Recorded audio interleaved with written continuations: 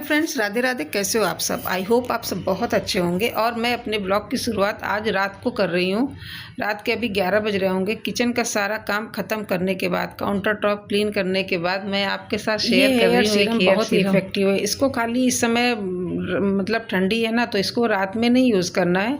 रात को यूज़ करने से सर्दी भी लग सकती है, क्योंकि उसमें आंवला पड़ा है। आंवला ठंडा होता है। तो मैंने इसमें करी पत्ता, आंवला और कलौंजी सीड डाला है। आंवला तो मतलब मैं सुखा करके भी रख लेती हूँ, तो जब अभी तो मौसम है तो अभी चल जाता है, रखा रहता है मेरे पास। लेकिन जब इसका सीज़न भी चला जाता है ना, तो आंवला मैं सुखा कर रख लेती हूँ और इसका मतलब बनाती रहती हूँ मैं। और मुझे तो बहुत फ़ायदा, इससे बहुत सारे बेनिफिट मिले हुए हैं। और बच्चों को भी लगा देती हूँ, तो उससे डैंड्रफ की शिकायत भी दूर हो गई मेरे बच्चों को। जब ये पकते पकते आधा हो जाए तो इसको कांच के बाउल में छान लीजिए। और छानने के बाद, और ये फेंकना नहीं है, इसका भी आप हेयर मास्क के तौर पे इस्तेमाल कर सकते हो। और छानने के बाद फिर उसको एक स्प्रे बॉटल में भर लीजिए। स्प्रे बॉटल से लगाने से ये बालों की एक एक जड़ों में मतलब अच्छे से पहुंच जाता है, तो उसका बेनिफिट फिर डबल हो जाता है। और इसको भर के मैं तो इस फ्रिज में स्टोर कर लेती हूँ, तो मेरा 1 महीने तक आराम से चल जाता है। जब भी नहाने जाती हूँ मैं और या फिर बच्चे, तो उनको थोड़ी देर पहले मैं उनको हेयर स्प्रे कर देती हूँ।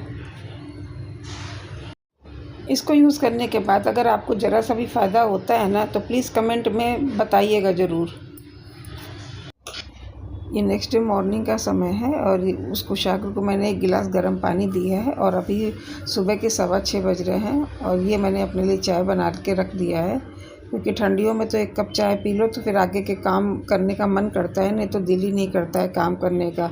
और आज मैंने नाश्ते में सैंडविच बनाया था। ये सैंडविच का ये जो मसाला है आलू का, ये मैंने रात को ही बना के रख लिया था, क्योंकि सवेरे इतना टाइम ही नहीं होता है। बड़ा बेटा सुबह 6:15 बजे ही चला जाता है और ये इसको 7 बजे स्कूल पहुंचना होता है, तो ये भी 6:40 तक इसको भी निकलना होता है। तो मैं ऐसा कुछ लंच बनाती हूँ कि 15-20 मिनट में मेरा लंच रेडी हो जाए।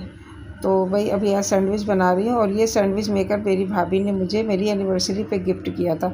उस समय मैं माना मायके में ही थी, और बाकी तो ऐसा जल्दी हो नहीं पाता है, 1-2 साल में एक ही बार मायके जाना हो पाता है। ये देखिए सैंडविच बन गई है, आप लोग भी आ जाइए। और अभी ये कुशाग्र मुझसे बता रहा था, उठ के आ गया और मुझे बता रहा था कि मम्मी तुमने जो टिफ़िन में ना तो सैंडविच रखी, उसमें तो एक ही सैंडविच रखा है। मैंने बोला नहीं, मैंने तो जितना तुमको चाहिए उतना रखा है। बोला नहीं, खोल के देखो। तो जब मैंने खोल के देखा तो उसमें एक ही था, बाकी उसके खा लिया था। बोल रहा था मम्मी मुझे बहुत खाने का मन कर रहा था। मैंने कहा कोई बात नहीं, खा लो, मैं और रख दूँगी, और बनाया है अभी। फिर उसके टिफ़िन में मैंने और रख दिया। ऐसे ये खा के जाता नहीं है सुबह, और दोनों ही बच्चे भूखे चले जाते हैं, क्योंकि सुबह उनका एक तो ठंडी में खाने का भी मन नहीं करता है सुबह सुबह बिल्कुल, तो फिर लेके ही जाते हैं लोग। और साथ के साथ ये रात के कुछ बर्तन हैं, इनको भी मैं ड्रावर में रखते जाती हूँ और साथ के साथ काम निपटाती जाती हूँ। और ये एप्पल रखा था, क्योंकि बड़ा वाला बेटा सुबह जाता है और शाम तक आते आते उसको शाम हो जाती है, काफ़ी दूर जाता है मतलब। तो फिर उसको वही एप्पल काट के दे देती हूँ, तो ट्रेन में बैठ के खा ले। अभी मैं कुशाग्र को स्कूल छोड़कर आ रही हूँ। मैं उसको पैदल ही छोड़ने जाती हूँ और उसको यही बोलती हूँ कि बेटा पैदल ही चलना चाहिए, थोड़ा मॉर्निंग वॉक हो जाता है इसी बहाने से। और जब उसके पापा या भैया घर में रहता है ना, तो वो मेरे साथ जाने को तैयार नहीं होता है, बोलता मैं नहीं जाऊँगा, ये मुझे पैदल लेके जाएगी। लेकिन मुझे बस वही लगता है कि इसी बहाने कम से कम थोड़ा सा वॉक हो जाता है। ऐसे तो बच्चे सुबह उठते भी नहीं है जल्दी। और मैं अभी कमरे में आ गई हूँ। अपने कमरे के मैं कर्टन वगैरह सब हटा देती हूँ। यहाँ से बहुत अच्छी धूप आती है। मॉर्निंग में तो इतनी धूप नहीं आती है, लेकिन इधर से कहता है सनसेट होता है, तो दोपहर के टाइम धूप अच्छी रहती है। तो मैं तो सारा काम ख़त्म करने के बाद फिर थोड़ी देर धूप में इधर ही लेट जाती हूँ। बेड तक पूरा धूप आती है, कर्टन हटा दो तो पूरा मतलब आधा बेड कवर कर लेती है धूप से, क्योंकि सनसेट इधर ही साइड से होता है। और अभी ये सब सारे ब्लैंकेट वगैरह मैं अलमारी में रख देती हूँ। सुबह के टाइम सबको बहुत जल्दी रहती है ना, तो घर में सामान बहुत ज़्यादा फैल जाता है और उसी को सामान को ही ठीक करने में बहुत टाइम लग जाता है। और सर्दी में तो वैसे भी छोटे छोटे दिन होते हैं, दिन ख़त्म हो जाता है लेकिन काम ख़त्म होने का नाम ही नहीं लेते हैं, इतने काम हो जाते हैं। और ये मेरी सासू माँ की साड़ी है, उन्होंने दिया है कि इसमें फॉल लगा दो। देखती हूँ, अभी रख देती हूँ, जब टाइम मिलेगा तो फिर लगा दूँगी।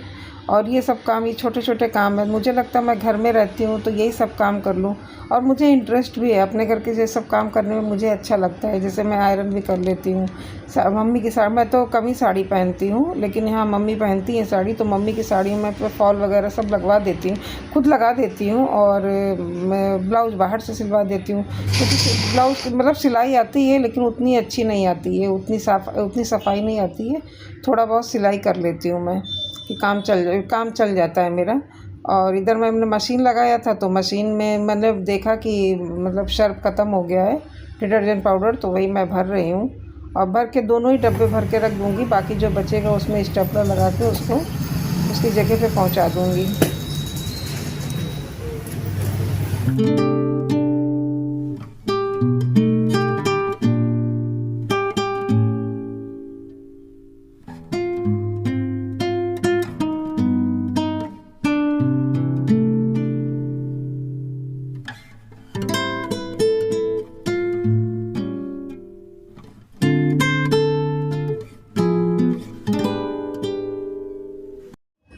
पता नहीं कल कैसे बच्चे क्या कर रहे थे कि कर्टेन रॉड गिर गई थी, वो तो कहीं उन लोग को लगा नहीं, चोट नहीं लगी।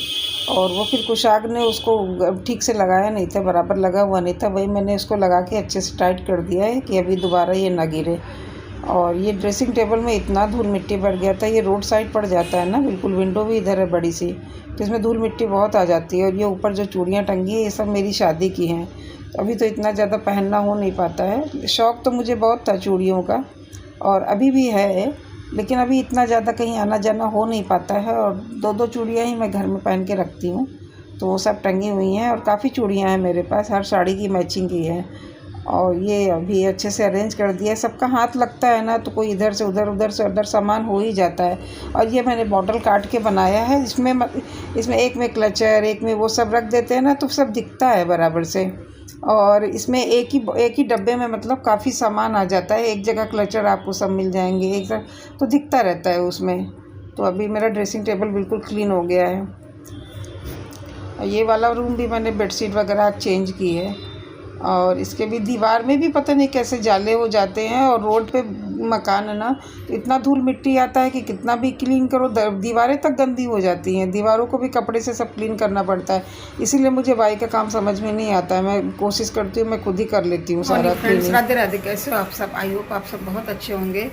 तो मैं कुशाग्र को स्कूल से छोड़ने के आने के बाद तुरंत मैं क्लीनिंग में लग गई थी। अभी मेरी पूरी क्लीनिंग हो गई है, और अभी मैं जा रही हूँ नहाने। नहा के फिर मैं मंदिर जाऊँगी। और नाश्ते में मैंने सुबह सैंडविच बनाया था, तो आके ही मैंने थोड़ी और सैंडविच बना के मम्मी और बाबूजी के लिए और अपने लिए रख दी है। उसके बाद फिर मैं दोपहर को लंच में कुछ ज़्यादा था नहीं, सुबह पनीर की भाजी बनाई थी तो वही ज़्यादा बना लिया था, तो उसी के साथ बच्चों को मैंने कुलचा दे दिया था। आटा कुलचा रखे थे, रेडीमेड है, बाहर के हैं, तो उन्हीं को सेक के बच्चों को दे देती हूँ, और मम्मी बाबू और अपने लिए मैं रोटी सेक लूँगी। चलिए, इसी और नेक्स्ट ब्लॉग में मैं आपके साथ बुकनू की रेसिपी शेयर करूँगी। ब्लॉग पसंद आए तो लाइक करिएगा, सब्सक्राइब करिएगा। Tata bye.